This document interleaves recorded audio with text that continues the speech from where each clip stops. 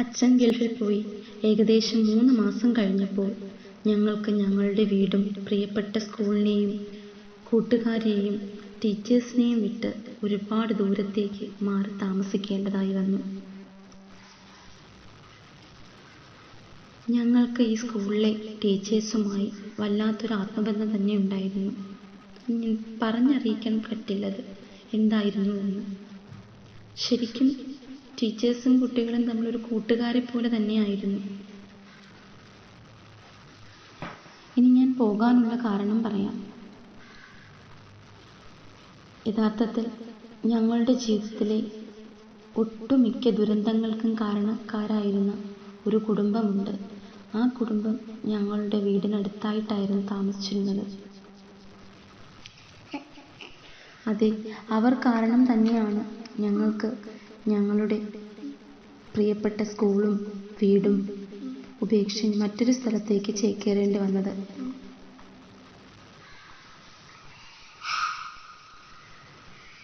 യഥാർത്ഥത്തിൽ ഇവർ എൻ്റെ അമ്മയുടെ ഒരു അടുത്ത ബന്ധു കൂടിയാണ്. അവരുടെ സ്വഭാവത്തിൻ്റെ പ്രത്യേകത പണം എന്നാൽ അതിൻ്റെ മുകളിൽ കൂടി ചാടി വീഴുക എന്നുള്ളതാണ്. എങ്ങനെയെങ്കിലും പണം സമ്പാദിക്കുക, ആർഭാടമായി ജീവിക്കുക. അവരുടെ ഭർത്താവും ഒരു മകളും 2 ആൺമക്കളും അടങ്ങുന്നതാണ് അവരുടെ കുടുംബം. അമ്മയുടെ ബന്ധു എന്ന് പറഞ്ഞ ഈ സ്ത്രീയെ കാണുമ്പോൾ എനിക്ക് കള്ളിയങ്കാട്ട് നീലിയെയാണ് ഓർമ്മ വരിക. അവരുടെ ചിരി സത്യത്തിൽ അത് തന്നെയാണ്. അതെ, അത് തന്നെയാണ്. കള്ളിയങ്കാട്ട് നീലിയുടെ അതേ ചിരിയാണ്. മനുഷ്യൻ്റെ രക്തം ഊറ്റി കുടിക്കുന്നതിന് തൊട്ട് മുമ്പായി ആർത്തട്ടച്ചിരിക്കാറില്ലേ, അതേ ചിരി. അവരുടെ ഭർത്താവ് സത്യത്തിൽ ആ മനുഷ്യന് ജീവിച്ചിരിപ്പില്ല. ഞാനീ പറയുന്ന കഥയെ 2ാം ക്ലാസ്സുകാരിയുടെ ഒരു മനസ്സിൻ്റെ വലിപ്പമായി മാത്രം കാണുക. ഒരു 2ാം ക്ലാസ്സുകാരിയുടെ ഭാവന അത് മാത്രം കരുതണം. അവരുടെ ഭർത്താവിനെ കുറിച്ച് പറയാം. ആ മനുഷ്യൻ എൻ്റെ ഓർമ്മയിൽ ഒരു ഭീകര സത്വം തന്നെയാണ്.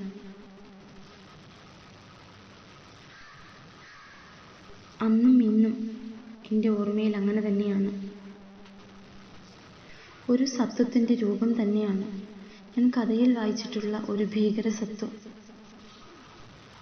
ആ മനുഷ്യൻ മുന്നിലേക്ക് വരുമ്പോൾ ഒരു ഭീകര സത്വം വന്നു നിൽക്കുന്നതായിട്ട് തന്നെയാണ് എനിക്ക് തോന്നിയിട്ടുള്ളത്. എനിക്കെന്നല്ല, എൻ്റെ സഹോദരിമാർക്കും. കറുത്ത് തടിച്ച വലിയ ശരീരം, നീളമുള്ള തടിച്ചു കൊഴുത്ത കൈകൾ, കുറുക്കിയ കഴുത്ത്, തീ ജ്വലിച്ചു നിൽക്കുന്നത് പോലെ 2 കണ്ണുകൾ, പുറത്തേക്ക് തള്ളി നിൽക്കുന്ന വലിയ ആ 2 കണ്ണുകൾ കാണുമ്പോൾ തന്നെ സാമാന്യമായിട്ടുള്ള ഏതൊരു വ്യക്തിക്കും തോന്നാവുന്നൊരു ഭീതി മനസ്സിൽ വരാറുണ്ട്. ചെറിയ കുട്ടികൾക്കെന്നല്ല, വലിയ ഏതൊരു മനുഷ്യനും ആ മനുഷ്യനെ കാണുമ്പോൾ പേടി തോന്നാറുണ്ട്. ആ മനുഷ്യൻ്റെ കണ്ണുകളിലേക്ക് നോക്കാൻ പോലും ഞങ്ങൾക്ക് ധൈര്യമുണ്ടായിരുന്നില്ല. എപ്പോഴും ആ മനുഷ്യൻ്റെ കണ്ണുകൾ, ആ വലിയ കണ്ണുകൾ പുറത്തേക്ക് ഉന്തി നിൽക്കുകയാണ്. വലിയ കണ്ണുകളായതുകൊണ്ടായിരിക്കാം ഒരു പക്ഷേ പുറത്തേക്ക് തെള്ളി നിൽക്കുന്നത്. അത് മാത്രമല്ല, എപ്പോഴും ചുമന്ന് മാത്രമേ ആ കണ്ണുകൾ കണ്ടിട്ടുള്ളൂ. ഒരിക്കൽ പോലും ആ മനുഷ്യൻ്റെ വെളുത്ത കണ്ണുകൾ ഞാൻ കണ്ടിട്ടില്ല. സത്യമാണ്, ഉപ്പൻ്റെ കണ്ണുകൾ പോലെ ചുമന്ന് തുടുത്താണ് ഇരിക്കുന്നത്. അതുപോലെ തന്നെ ആ മനുഷ്യൻ്റെ സൗണ്ട്, ആ ശബ്ദം കേൾക്കുമ്പോൾ തന്നെ ഞങ്ങൾക്ക് ഭയങ്കര പേടിയാണ് തോന്നാറുള്ളത്. വല്ലാത്തൊരു സൗണ്ടാണത്. മനുഷ്യനെ കൊല്ലുന്ന ചിരിയാണ്, പേടിപ്പിക്കുന്ന ചിരിയാണ്. ആ ചിരി കേൾക്കുമ്പോൾ സത്വം അട്ടഹസിക്കുന്ന പോലെയാണ് തോന്നാറുള്ളത്. ഞാൻ നേരത്തെ പറഞ്ഞിരുന്നല്ലോ, പണം എന്നത് ഇവരുടെ ഒരു വീക്ക്നെസ് ആണെന്ന്. പണം സമ്പാദിക്കാൻ അവർ എന്ത് വഴിയും സ്വീകരിക്കുമായിരുന്നു. അവർക്ക് മദ്യമാഫിയയുമായി നല്ല ബന്ധമുണ്ടായിരുന്നു. മണിയച്ചൻ, നിങ്ങൾ കേട്ടിട്ടുണ്ടായിരിക്കും. ആ മനുഷ്യനൊന്നും ജീവിച്ചിരിപ്പില്ല. ആ മനുഷ്യനുമായി, ആ മദ്യവ്യാപാരിയുമായി അവർക്ക് നല്ലൊരു ബന്ധമുണ്ടായിരുന്നു. ഈ മണിയച്ചൻ എന്ന ആള് അവരുടെ വീട്ടിലെ നിത്യസന്ദർശകൻ തന്നെയായിരുന്നു. മണിയച്ചൻ എന്ന മദ്യവ്യാപാരിയുമായി എപ്പോഴോ അവർ തെറ്റിപ്പിരിഞ്ഞു. ശേഷം അവർ തനിയെ മദ്യം ഉണ്ടാക്കുവാൻ തുടങ്ങി. അവർ തനിച്ച് വീട്ടിൽ സ്പിരിറ്റ് നിർമ്മിക്കുന്നതോ വിൽക്കുന്നതോ പണം സമ്പാദിക്കുന്നതോ ഞങ്ങൾക്കൊരു ബുദ്ധിമുട്ടുമായിരുന്നില്ല. പക്ഷേ അവർ സ്പിരിറ്റ് നിറച്ച കന്നാസുകൾ ഞങ്ങളുടെ വസ്തുവിൽ കുഴിച്ചിടാൻ തുടങ്ങിയതോടുകൂടി ഞങ്ങൾക്കൊരു ബുദ്ധിമുട്ടായി മാറി. ഇവർക്ക് പോലീസിൽ പലരുമായും ബന്ധമുണ്ടായിരുന്നു. മാസം തോറും ഇവരിൽ നിന്ന് ഒരു തുക ഈ പോലീസുകാർ കൈപ്പറ്റിയിരുന്നു. പക്ഷേ ഇവർക്ക് പണി വരുന്നത് എക്സൈസുകാർ വരുമ്പോഴാണ്. ആ സമയം അവർ ഒരു ഓട്ടമാണ്. അവരുടെ വീട്ടിൽ സ്പിരിറ്റ് ഉണ്ടെങ്കിൽ അതും കൊണ്ട് എങ്ങോട്ടെന്നില്ലാതെ ഒരു ഓടുന്നത് കണ്ടിട്ടുണ്ട്. പലപ്പോഴും അവർ ഞങ്ങളറിയാതെ ഞങ്ങളുടെ പുരയിടത്തിൽ സ്പിരിറ്റ് കുഴിച്ചിടാൻ തുടങ്ങിയിട്ടുണ്ട്. 1-2 പ്രാവശ്യം എക്സൈസുകാർ ഞങ്ങളുടെ ചാണകക്കുഴിയിൽ നിന്നും അവരുടെ കന്നാസ് പിടിച്ചെടുത്തു. അവർ അമ്മയെയും മുത്തശ്ശിയെയും ക്വസ്റ്റ്യൻ ചെയ്തു. അപ്പുറത്തെ ഭീകര ജീവികളെക്കുറിച്ച് ഓർത്ത് അമ്മ അറിയില്ല എന്ന മറുപടിയാണ് അവർക്ക് കൊടുത്തത്. ശേഷം അമ്മ അവരുടെ മകളോട് പറഞ്ഞു, ഇനിയും എൻ്റെ പുരയിടത്തിൽ ഈ സ്പിരിറ്റ് കൊണ്ടുവന്ന് കുഴിച്ചിടരുതെന്ന്. അങ്ങനെ സംഭവിക്കുകയാണെങ്കിൽ അമ്മ പോലീസിൽ വിളിച്ച് പറയുമെന്നും അവരോട് പറഞ്ഞു. ആ സംഭവം കഴിഞ്ഞ് വീണ്ടും കുറച്ച് നാളുകൾക്ക് ശേഷം അവർ വീണ്ടും ഞങ്ങളുടെ പുരയിടത്തിൽ സ്പിരിറ്റ് കുഴിച്ചിട്ടു. എക്സൈസുകാർ ഞങ്ങളുടെ പുരയിടത്തിൽ നിന്നും സ്പിരിറ്റ് കണ്ടെടുത്തു. ആ ദിവസം അമ്മയ്ക്ക് തുറന്നു പറയേണ്ടി വന്നു. അടുത്ത വീട്ടിലെ ഈ ഭീകരജീവിയും സത്വവുമാണ് ഇതിൻ്റെ പിന്നിലെന്ന് അമ്മയ്ക്ക് തുറന്നു പറയേണ്ടി വന്നിരുന്നു. അതിനെ തുടർന്ന് ആ ഭീകരസത്വത്തെ എക്സൈസുകാർ കൈയോടെ പൊക്കുകയും അവരുടെ വീട്ടിൽ നിന്നും സ്പിരിറ്റ് കണ്ടെത്തുകയും ചെയ്തു. തുടർന്ന് അറസ്റ്റ് ചെയ്തു കൊണ്ടുപോയി. ശേഷം കള്ളിയങ്കാട്ട് നീലിയും മക്കളും വലിയ പ്രശ്നങ്ങളാണ് ഉണ്ടാക്കിയത്. 2 ദിവസം കഴിഞ്ഞ് ആ സത്വത്തിനെ ജാമ്യത്തിലിറക്കി. പിന്നെ പറയേണ്ടതില്ലല്ലോ, ആ സത്വം വന്നതിന് ശേഷം പ്രശ്നങ്ങൾ തുടങ്ങി. അവർ അമ്മ വരുന്നവരെ കാത്തു നിന്നു. ജോലി കഴിഞ്ഞ് അമ്മയും മുത്തശ്ശിയും ഏകദേശം 7 മണിയോടുകൂടി വീട്ടിലെത്തി. അമ്മയും മുത്തശ്ശിയും വീട്ടിലെത്തുന്നത് പാറപ്പൊടിയിൽ പൊതിഞ്ഞാണ്. ചില ദിവസങ്ങളിൽ അമ്മയും മുത്തശ്ശിയും എത്തുമ്പോഴേക്കും ഏകദേശം 7 മണിയാകും. അമ്മ കുളി കഴിഞ്ഞതിന് ശേഷം മാത്രമാണ് വീട്ടിനകത്തേക്ക് പ്രവേശിക്കുന്നത്. കുളിക്കുന്നതിനായി അമ്മ കിണറ്റിൻകരയിൽ നിന്നും വെള്ളം കോരുന്ന സമയം ഞങ്ങളുടെ വീടിൻ്റെ അടുത്തായി ആ ഭീകരസത്വം വന്നു നിന്നു. ചീത്ത വിളിച്ചതിന് ശേഷം അയാൾ വായിൽ വരുന്ന തെറികളെല്ലാം വിളിച്ചു. അതിനുശേഷം ഉടുത്തിരുന്ന മുണ്ട് അയാൾ കയ്യിലേക്ക് അഴിച്ചെടുത്തു. എന്നിട്ട് അവിടെ നിന്ന് ഡാൻസ് കളിക്കുകയായിരുന്നു, കൂടെ തെറിപ്പാട്ടും. ഇതൊക്കെ കണ്ട് അയാളുടെ ഭാര്യയും മക്കളും കൈകൊട്ടിച്ചിരിക്കുന്നുണ്ടായിരുന്നു. ഇതിനുശേഷം ഭീഷണിയും ചീത്തവിളിയും മറ്റുമായപ്പോൾ അമ്മ സ്ഥലം പോലീസ് സ്റ്റേഷനിൽ ഒരു കംപ്ലൈന്റ് കൊടുത്തു. അതിനുശേഷം കുറച്ച് ദിവസത്തേക്ക് ഞങ്ങൾക്ക് വലിയ ശല്യമൊന്നും ഉണ്ടായിരുന്നില്ല. നമ്മുടെ ഈ സത്വത്തിനും ഭാര്യയ്ക്കും മക്കൾക്കും മറ്റൊരു സംതൃപ്തി കൂടി ഉണ്ടായിരുന്നു. അമ്മയെക്കൊണ്ട് ഞങ്ങൾ പിഞ്ചുമക്കളെ തല്ലിക്കൊല്ലിക്കുക എന്നത് അതവർക്ക് പറഞ്ഞറിയിക്കാൻ പറ്റാത്ത ഒരു ആത്മസംതൃപ്തി തന്നെയാണ് കേട്ടോ.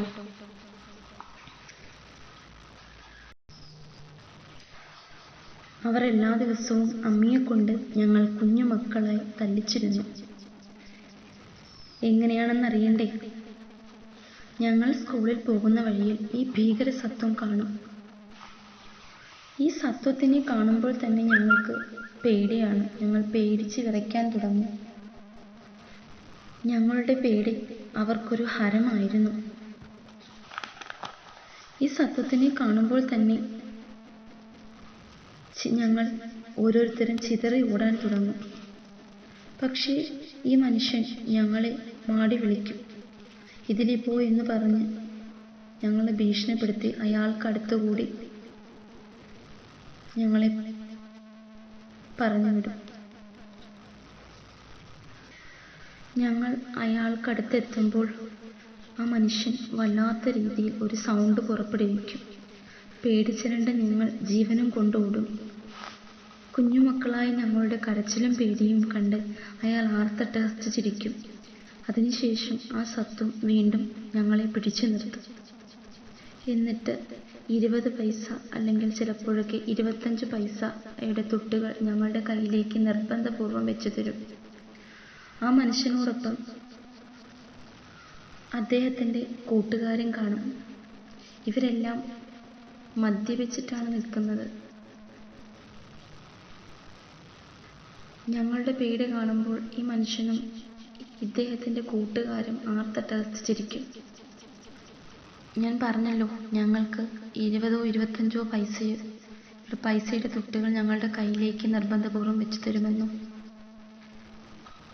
അതിനുശേഷം ആ പൈസയ്ക്ക് ഞങ്ങളോട് പറയും മിഠായി വാങ്ങി കഴിക്കാനായിട്ട്.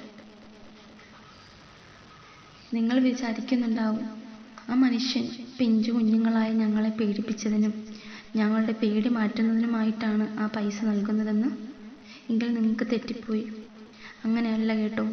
ഈ പൈസ നൽകുന്നതിന് ആ ഭീകര സത്വത്തിന് മറ്റൊരു ഉദ്ദേശം കൂടി ഉണ്ടായിരുന്നു. അയാൾ ആ ഉദ്ദേശ സബലീകരണത്തിനായി 7 മണി വരെ കാത്തിരിക്കും. അതായത് ഞങ്ങളുടെ അമ്മ വരുന്നത് വരെ.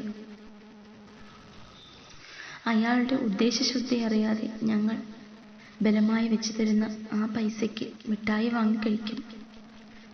പക്ഷേ ആ മിഠായി ഞങ്ങൾ ആസ്വദിക്കുന്നതിനേക്കാൾ 100 ഇരട്ടി അയാളും ആസ്വദിച്ചിരുന്നു. വൈകുന്നേരം സ്കൂളിൽ നിന്നും കൂട്ടുകാരുമായി ആടിയും പാടിയും ഞങ്ങൾ വീട്ടിലെത്തും. അമ്മ വരുന്നത് വരെ ഞങ്ങൾ വീടിന് പുറത്ത് കഴിച്ചുകൂടും.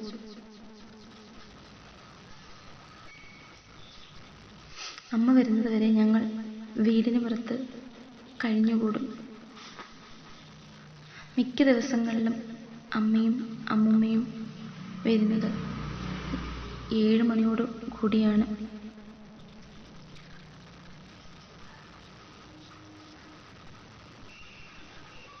സന്ധ്യ വരെ ഞങ്ങൾ എങ്ങനെയും പിടിച്ചു നിൽക്കും. പക്ഷേ ഇരുട്ടാൻ തുടങ്ങുമ്പോൾ ഞങ്ങൾക്ക് വല്ലാത്ത ആവലാതിയാണ്, വല്ലാത്ത പേടിയാണത്. പറഞ്ഞറിയിക്കാൻ പറ്റില്ലത്. നമ്മളത് അനുഭവിക്കുക തന്നെ ചെയ്യണം. എങ്കിൽ മാത്രമേ ആ ഒരു അവസ്ഥയുടെ ആ ഭീകരത എന്താണെന്ന് നമുക്ക് മനസ്സിലാക്കാൻ പറ്റൂ. സന്ധ്യ ആകുന്നതോടുകൂടി ഞങ്ങൾ 3 പേരും പടിവാതിൽക്കൽ വന്നിരിക്കും. ഒരാൾ മുന്നോട്ട് നോക്കിയിരിക്കും, ഒരാൾ ഇടത്തോട്ട്, ഒരാൾ വലത്തോട്ട് നോക്കിയിരിക്കും.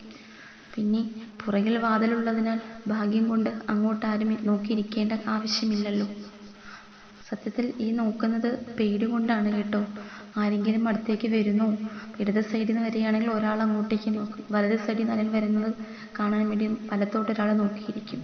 പിന്നെ ഫ്രണ്ടിൽ നിന്ന് ആരെങ്കിലും വരുന്നത് നോക്കാനായിട്ട് ഫ്രണ്ടിൽ നിൽക്കുന്ന ആൾ നോക്കും. ഞങ്ങളിങ്ങനെ റാ പോലെയാണ് ഞങ്ങൾ ഇരിക്കാറ്. ബാക്കിൽ വാതിലുള്ളതിനാൽ ആ വാതിലിനോട് ചേർന്ന് ഞങ്ങളിരിക്കും. ഞങ്ങൾ 3 പേരും പറ്റിച്ചേർന്നാണ് ഇരിക്കാറ്. സന്ധ്യ മയങ്ങുമ്പോൾ തന്നെ പക്ഷികളെല്ലാം അവരവരുടെ കൂടുകളിൽ അണയും. ആ സമയത്തൊരു നിശബ്ദതയുണ്ടല്ലോ. ആ നിശബ്ദതയെ ഖണ്ഡിച്ചുകൊണ്ട് ചീവീടുകളുടെ പലതരം സൗണ്ടുകൾ ഉയർന്നു വരും.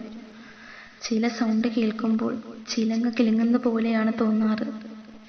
ഈ ചീവീടുകളുടെ ശബ്ദം അത് ഞങ്ങളുടെ ഹൃദയത്തെ പിടിച്ചു കുലുക്കുകയാണ് ചെയ്യുന്നത്. പേടിച്ചിരണ്ട് ഞങ്ങൾ 3 പേരും ഒട്ടിച്ചേർന്ന് ശ്വാസം വിടാതെ കൂരിരുട്ടിലേക്ക് കണ്ണും തുറച്ച് ചുറ്റുപാടും നോക്കിയിരിക്കും.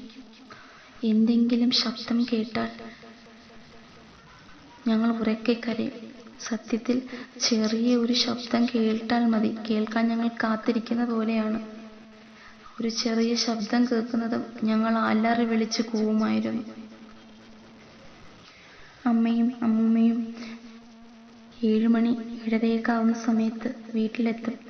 അവർ വയലിൽ കൂടെയാണ് വരുന്നത്. വരുന്ന വഴിയിൽ ചൂട്ട് കത്തിപ്പിടിക്കും. അന്നൊന്നും ടോർച്ചില്ലല്ലോ. ചൂട്ടും കത്തിപ്പിടിച്ച് കുഞ്ഞനുജനെയും എടുത്തുകൊണ്ടാണ് അമ്മയുടെ വരവ്. വീട്ടിൽ നിന്നും ഏകദേശം 1 കിലോമീറ്റർ ദൂരത്തിൽ അമ്മ എത്തുമ്പോൾ തന്നെ ഞങ്ങളുടെ വീട്ടിലെ അവസ്ഥ അമ്മയ്ക്ക് മനസ്സിലാവും. ഇത് പതിവുള്ളതാണ്. എല്ലാ ദിവസവും ഇങ്ങനെ തന്നെയാണ്. ഞങ്ങളുടെ കൂവലും കരച്ചിലും വിളിയുമൊക്കെ ആ 1 കിലോമീറ്റർ ദൂരത്തിൽ വെച്ച് തന്നെ അമ്മ കേൾക്കുന്നുണ്ടായിരുന്നു. അമ്മയുടെ തലവെട്ടം കാണുമ്പോൾ തന്നെ ഞങ്ങളുടെ ഉച്ചത്തിന് കുറെ കൂടി ശക്തി വരും. ഞങ്ങളെയും വഴക്ക് പറഞ്ഞുകൊണ്ട് അമ്മ വീട്ടിൽ വന്ന് നിൽക്കും. ജോലി കഴിഞ്ഞ് വന്ന അമ്മ, അതായത് ഈ പാറപ്പൊടിയിൽ പൊതിഞ്ഞ് ആണ് അമ്മ വരുന്നത്. ആ വരുന്ന സമയം അമ്മയുടെയും അമ്മൂമ്മയുടെയും ദേഹം മൊത്തവും മണ്ണാണ്. ഈ വെളുത്ത പൊടിയാണ്. ആ വെളുത്ത പൊടി ദേഹത്തിരിക്കുമ്പോൾ അവർക്ക് ശരീരം മൊത്തവും വല്ലാത്ത ചൊറിച്ചിലും നീറ്റലുമാണ്.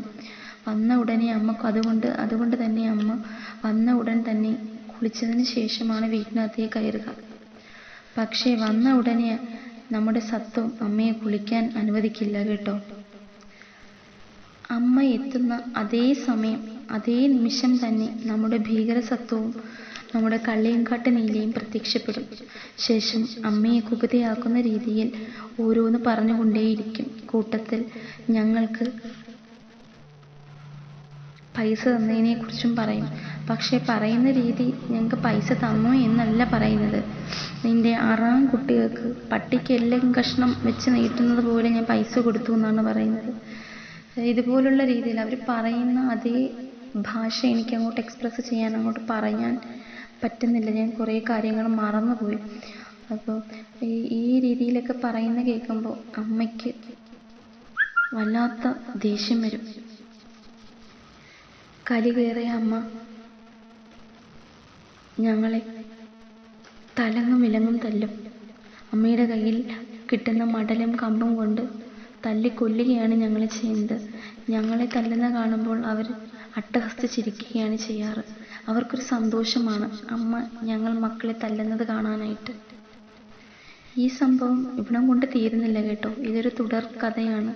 കണ്ടിന്യൂസ് ആയിട്ട് ഈ ഒരു സംഭവം ഇങ്ങനെ പൊയ്ക്കൊണ്ടേയിരിക്കുകയാണ് ചെയ്യുന്നത്. എല്ലാ ദിവസവും ഇത് തന്നെയാണ് സംഭവിക്കുക. അമ്മയിൽ നിന്ന് നമുക്ക് അടി കിട്ടും. പിറ്റേ ദിവസം ഇതുപോലെ തന്നെയാണ്. ആ മനുഷ്യൻ നിർബന്ധപൂർവ്വം കയ്യിൽ പൈസ വെച്ച് തരും. ഞങ്ങൾ മിഠായി വാങ്ങി കഴിക്കുന്നു. പിറ്റേ ദിവസം അമ്മ വരുന്ന സമയത്ത് ഇതുപോലെ ഈ തല്ല് അമ്മയുടെ നല്ല വൃത്തിയായിട്ട് ഞങ്ങൾക്ക് കിട്ടാറുണ്ടായിരുന്നു. ഞങ്ങൾ അങ്ങയുടെ കയ്യിൽ നിന്ന് പൈസ വാങ്ങിയില്ലെങ്കിൽ അയാൾ ഞങ്ങളെ പേടിപ്പിച്ച് വാങ്ങിക്കുകയാണ് ചെയ്യിക്കാറ്. ചെറിയ കുട്ടികളായ ഞങ്ങൾ മിഠായി ഭരണി കാണുമ്പോൾ ആ പൈസ കൊടുത്ത് മിഠായി വാങ്ങി നുണയും. ആ സമയം അമ്മയുടെ താക്കീതും തല്ലുമൊക്കെ ഞങ്ങൾ മറന്നുപോയിരിക്കും. അമ്മ വീട്ടിൽ എത്തുമ്പോഴാണ് ഞങ്ങൾക്ക് പേടിയാവുക. പതിവ് പോലെ അമ്മ വീട്ടിൽ വരും. അവരുടെ ഡയലോഗുകൾ പറയും. ഭ്രാന്ത് പിടിക്കുന്ന അമ്മ, പ്രേതം ആവേശിച്ചതുപോലെ അമ്മ ഞങ്ങളെ തല്ലിക്കൊല്ലും. അവർ ചിരിക്കുകയും ചെയ്യും. ഇതായിരുന്നു എല്ലാ ദിവസവും വൈകുന്നേരങ്ങളിൽ ഞങ്ങളുടെ വീട്ടിൽ സംഭവിച്ചുകൊണ്ടിരുന്നത്. അടി കൊണ്ട് തളർന്ന ഞങ്ങൾ അവസാനം ഒരു തീരുമാനത്തിലെത്തി. അയാൾ നിൽക്കുന്ന വഴിയേ ഇനി പോകില്ല എന്ന്. ഞങ്ങൾ പോകുന്ന വഴി മാറി. പക്ഷെ അയാൾ ഞങ്ങളെ പിന്തുടർന്നുകൊണ്ടേയിരുന്നു. അമ്മയോട് പറയില്ലെന്നും പറഞ്ഞ് പിന്നെയും പൈസ തരും. ഞങ്ങൾ വാങ്ങിക്കും. അമ്മ വീട്ടിലെത്തുമ്പോൾ പതിവ് പോലെ തന്നെ. പിന്നെ പറയേണ്ടതില്ലല്ലോ. അമ്മ ഞങ്ങൾ പറയാൻ നിൽക്കുന്നതൊന്നും കേൾക്കാറില്ല. ഞങ്ങളുടെ വാക്കുകളെ അമ്മ കേൾക്കാറേയില്ല. അമ്മയോട് പറയണമെന്നുണ്ട്, ഇവർ പേടിപ്പിച്ചാണ് പൈസ തരുന്നതെന്ന്. പക്ഷേ അമ്മ ഞങ്ങളുടെ വാക്കുകൾ കേൾക്കാറേയില്ല. ഞങ്ങളെ തല്ലി പഠിപ്പിക്കാറാണ് മാത്രമാണുള്ളത്. ഈ 6-7 വയസ്സുള്ള കുട്ടികളായ ഞങ്ങൾക്ക് എന്തറിയാം. ഇതുപോലെ മറ്റൊരു സംഭവം ഉണ്ടായി. അത് കുറച്ച് കടന്നുപോയി കേട്ടോ. വല്ലാത്തൊരു സംഭവമായി പോയി. ഇതൊക്കെ മേലെ ആയിരുന്നു അത്. സംഭവം ഞാൻ പറയാം എന്തായിരുന്നു എന്ന്. ഞാൻ നേരത്തെ സൂചിപ്പിച്ചിരുന്നല്ലോ അമ്മ വരുന്നത് വൈകിയാണെന്ന്. ഞങ്ങൾ ഏകദേശം 5-5:30 വീട്ടിലെത്താറുണ്ട്. ഉച്ചയ്ക്ക് സ്കൂളിൽ നിന്ന് ലഭിക്കുന്ന കഞ്ഞി മാത്രമാണ് ഞങ്ങൾ കഴിക്കാറ്. ആ കഞ്ഞിയുമായി ഞങ്ങൾ അമ്മ വരുന്നവരെ നിൽക്കണം. സത്യത്തിൽ വിശന്ന് കുരുങ്ങിയാണ് ഞങ്ങൾ നിൽക്കാറുള്ളത്. ഒരു ദിവസം വൈകുന്നേരം ഇവരുടെ മകൾ ഞങ്ങളുടെ പുരയിടത്തിന് സമീപത്ത് വന്ന് കയ്യാട്ടി ഞങ്ങളെ വിളിച്ചു. വളരെ സങ്കോചത്തോടെ ഞങ്ങൾ അവരുടെ അടുത്തേക്ക് പോയി. ആ പെൺകുട്ടിക്ക് ഏകദേശം 21 വയസ്സ് കാണുമായിരുന്നു അന്ന്.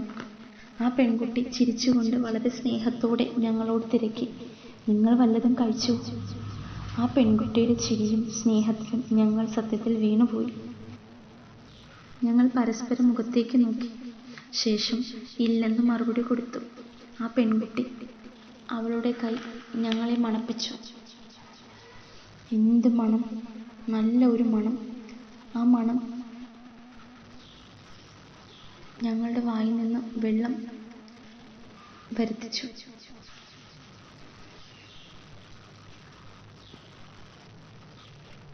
കയ്യിൽ മണമുണ്ടോ എന്ന് അവൾ വീണ്ടും തിരക്കി. അതേന്ന് ഞങ്ങൾ തലയാട്ടി. അവൾ വീണ്ടും പറഞ്ഞു, "ബിരിയാണിയാ."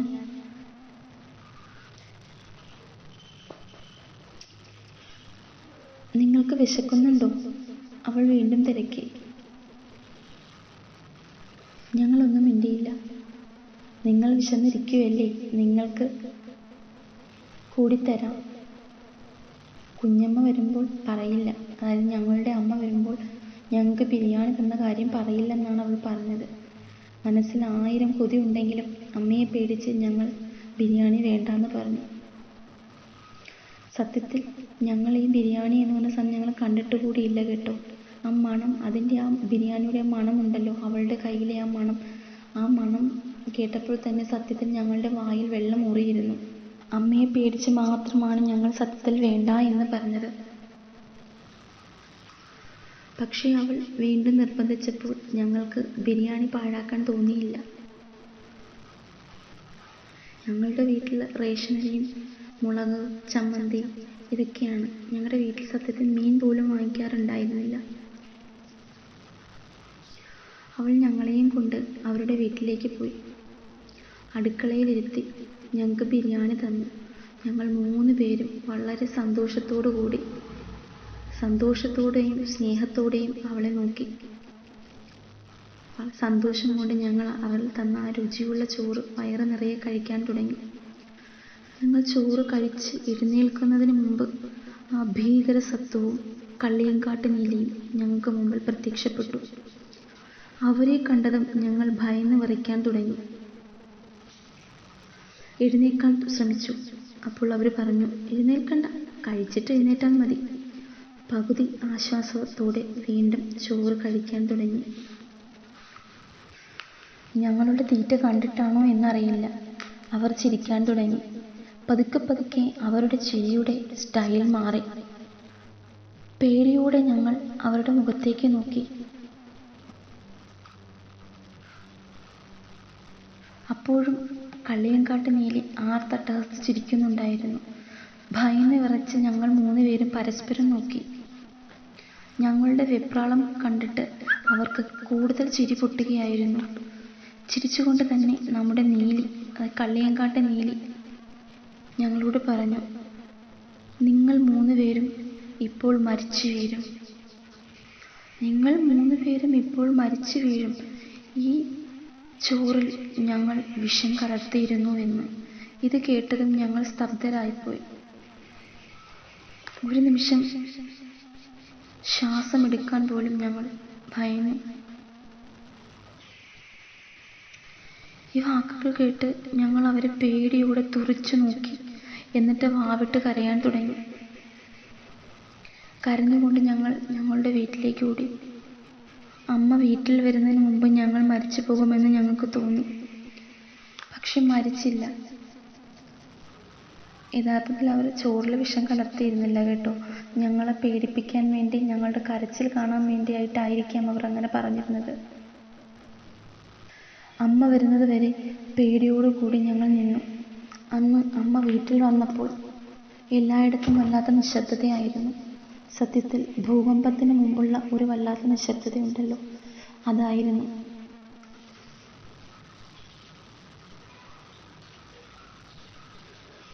അമ്മ വന്നതിന് ശേഷം കുളിക്കാനായി മുറ്റത്തേക്കിറങ്ങി.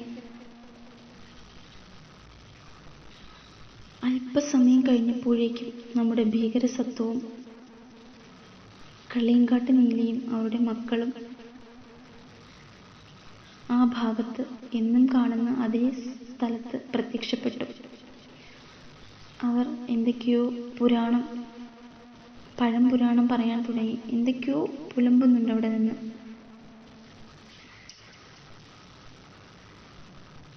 ശേഷം ഇപ്രകാരം പറഞ്ഞു: നിന്റെ ആറാംകുട്ടികൾക്ക് ഞാൻ പട്ടിക്ക് ഇറച്ചിക്കഷ്ണം ഇട്ട് കൊടുക്കുന്നത് പോലെ, എല്ലിൻ കഷ്ണം ഇട്ട് കൊടുക്കുന്നത് പോലെ ഞാൻ തിന്നതിൻ്റെ ബാലൻസ് എച്ചിൽ കൊടുത്തു. ഞാൻ കൊടുത്ത എച്ചിൽ അവറ്റകൾ നക്കിക്കൊണ്ടുപോയി, പട്ടികളെപ്പോലെ നക്കിക്കൊണ്ടുപോയി. ഈ രീതിയിലല്ല, ഇതുക്കും മേലെ ആയിരുന്നു അവരുടെ ഡയലോഗ്. നിനക്ക് സംശയമുണ്ടെങ്കിൽ അവറ്റകളുടെ കൈ പിടിച്ച് മണപ്പിക്കാൻ.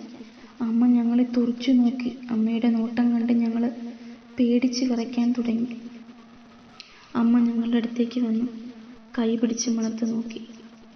പിന്നൊന്നും പറയേണ്ട ആവശ്യമില്ലല്ലോ. നമുക്കെല്ലാവർക്കും അറിയാം ചെറിയ കുട്ടികളുടെ സ്വഭാവ രീതി എന്താണെന്ന്. എത്ര അടി കിട്ടിയാലും അവർ പഠിക്കില്ല, ശരിയല്ലേ? അടി കിട്ടുന്ന സമയത്ത് അവർ കരയും. ഒരു തെറ്റ് ചെയ്താൽ നമ്മളവർക്കൊരു അടി കൊടുക്കുമ്പോൾ അവർ കരയും. കരഞ്ഞ വേദന മാറുമ്പോൾ കുറച്ച് കഴിയുമ്പം അവർ ഈ അടി കൊടുത്തതും ആ തെറ്റിനെയൊക്കെ മറക്കും. വീണ്ടും അവർ അതേ തെറ്റ് തന്നെ ആവർത്തിക്കില്ലേ? അത് തന്നെയായിരുന്നു ഞങ്ങളുടെ പ്രായവും. അമ്മ ഒരുപാട് പ്രാവശ്യം ഞങ്ങളോട് പറഞ്ഞിരുന്നു, അവർ തരുന്ന വസ്തുക്കൾ വാങ്ങിക്കരുത്, അവരുടെ കയ്യിൽ നിന്ന് പൈസ വാങ്ങിക്കരുതെന്ന്. പക്ഷേ അമ്മ പറയുന്ന വാക്കുകൾ ഞങ്ങൾ സത്യത്തിൽ മറക്കും. അമ്മയുടെ ആ താക്കീതിനെയും അമ്മയുടെ ആ അടിയുടെ വേദനയൊക്കെ ഞങ്ങൾ അപ്പോഴേക്കും മറന്നു പോകും. സത്യത്തിൽ മനഃപൂർവ്വം ചെയ്യുന്നതല്ല, അങ്ങനെ സംഭവിച്ചു പോകുന്നതായിരുന്നു.